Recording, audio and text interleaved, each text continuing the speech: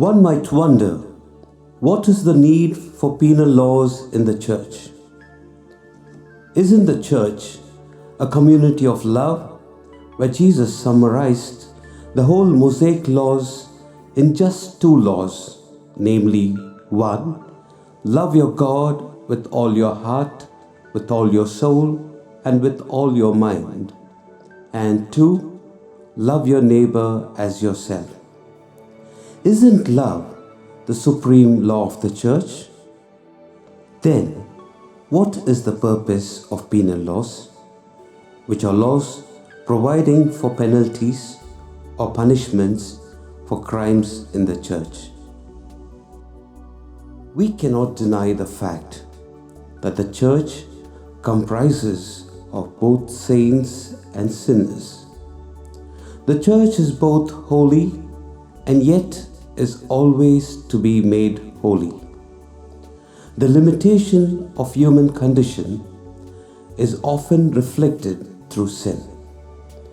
The sinful behavior of some of its members not only arouse disturbance within the faith community, but also attacks the integrity of the community's faith, communion, and service. At times, some acts by members are deemed so wrong that they provoke real scandal and injustice if left unheeded or without official reaction.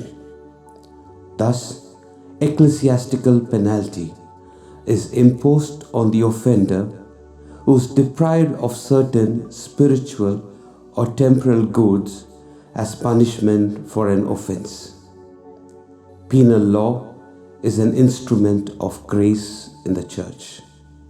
It is an occasion for justice in the church, a justice that leads to a conversion of heart which draws one to communion with God. It seeks to maintain the right order, and when the right order is violated, to restore it. Penal law outlines when an offender should be punished, the severity with which he or she should be punished, and the purpose of punishment. Penal law, in short, helps the church to restore order when the rules have been broken. The church has an innate and proper right to force offending members of the Christian faithful with penal sanctions. Penal sanctions are defined as the deprivation of a good imposed by legitimate authority for the correction of the delinquent and for the punishment of the delict. In principle, the Christian faithful liable to sanctions are the baptized Catholics with sufficient use of reason. However, those who are under 16 years of age are exempt from ecclesiastical penalties. It should be noted that not every offense a member commits is punishable. Only canonical offenses can be punished. In order to punish a person, there should be an external violation of the penal law or precept. It should be gravely imputable, and there should be a canonical sanction attached to it. The three scopes of canonical penalties are reparation of scandal, restoration of justice, and reform of the offender. The types of penalties. In the Code, we find two kinds of penal sanctions which are also known as penalties, and they are medicinal penalties or censures and expiatory penalties. In the Code, there exists also two other kinds of punishments, namely penal remedies and penances. When canon law automatically imposes a penalty for a transgression, the law refers to the penalty as late sententiae, which in simple words means automatic. Thus, a late sententiae excommunication means automatic excommunication. On the other hand, when a superior or a canonical tribunal imposes a penalty, that penalty is referred to as ferende sententiae, which means imposed. The first type of penalty is medicinal penalty or censure. Censures or medicinal penalties deprive the offender from certain spiritual or temporal goods.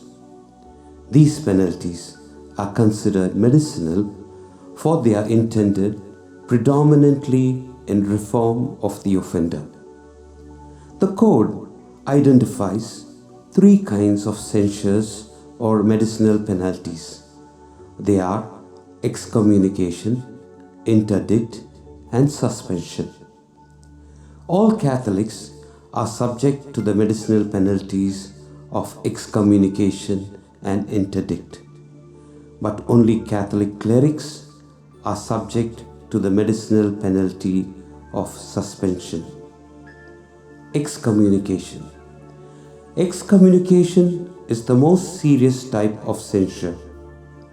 There is a false impression that when a person is excommunicated, she or he is no more a Catholic. Excommunication is not exclusion from the Church, but it is exclusion of a person from certain spiritual goods of the Church, or from the exercise of rights she or he acquires through her or his membership of the Church.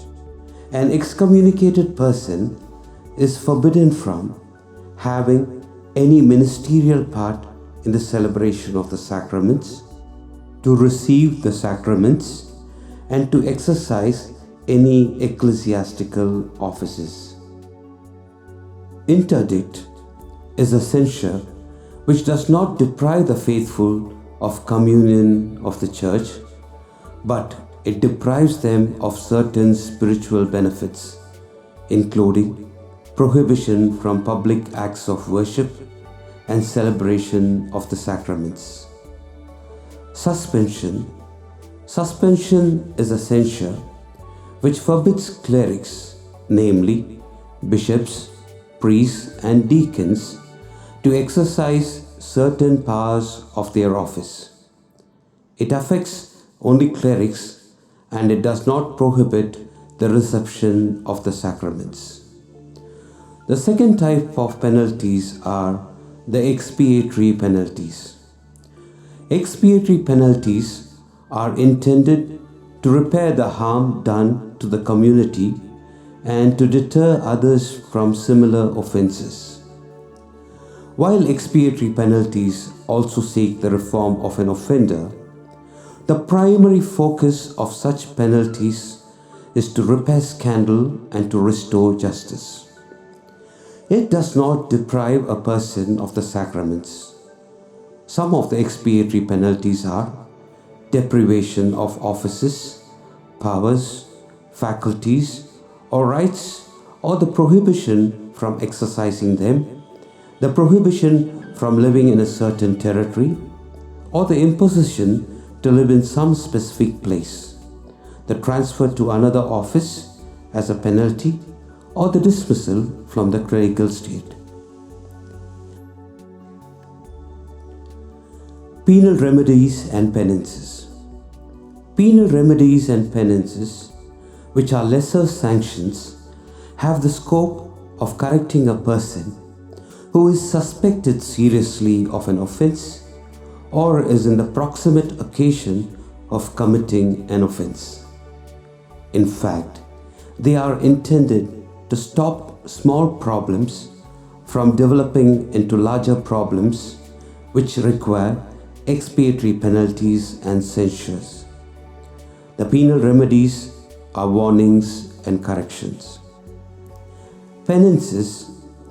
The imposition of penance presupposes that the crime has been already committed in the external forum. A penance can be imposed in the external forum whenever the behavior or conduct of an offending party merits such a sanction. It consists of some works of religion, piety, or charity, which is imposed for some offense. The imposition of penances is a juridical act reserved to the ordinary alone. Penal law, like all other ecclesiastical laws, intends to promote the salus animarum, that is, the salvation of souls. And the Church urges that penalties should be imposed as the last resort when neither fraternal correction nor other methods of pastoral care does not help in repairing the scandal, restoring justice, and reforming the offender.